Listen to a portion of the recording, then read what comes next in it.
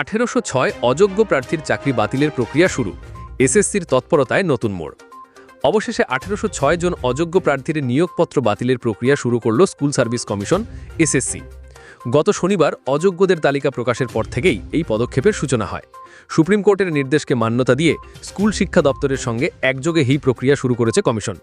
এই ঘটনায় রাজ্যের শিক্ষক নিয়োগ দুর্নীতি মামলায় এক নতুন এবং গুরুত্বপূর্ণ অধ্যায়ের সূচনা হলো।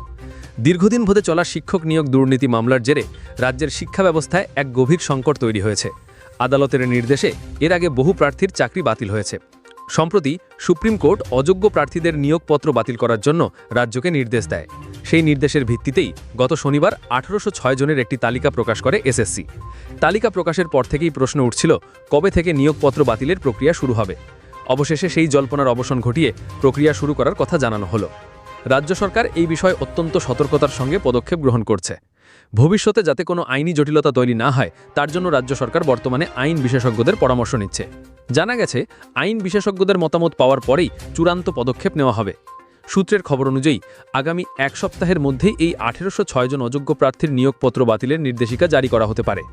প্রক্রিয়াগত দিক: নিয়োগপত্র বাতিলের এই প্রক্রিয়া কয়েকটি ধাপে সম্পন্ন হবে বলে মনে করা হচ্ছে। আইনি পরামর্শ: রাজ্য সরকার আইনি দিক খতিয়ে দেখছে যাতে এই বাতিলের প্রক্রিয়াকে ভবিষ্যতে চ্যালেঞ্জ করা না যায়।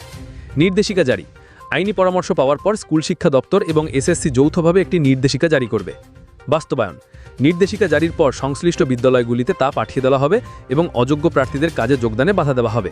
এই পদক্ষেপ রাজ্যের হাজার হাজার যোগ্য ও বঞ্চিত চাকরি প্রার্থীদের মনে নতুন করে আশা জাগিয়েছে।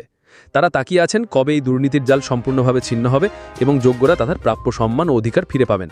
এসএসসির এই তৎপরতা রাজ্যের শিক্ষা ব্যবস্থায় স্বচ্ছতা ফিরিয়ে আনার এক গুরুত্বপূর্ণ পদক্ষেপ হিসেবে বিবেচিত হচ্ছে।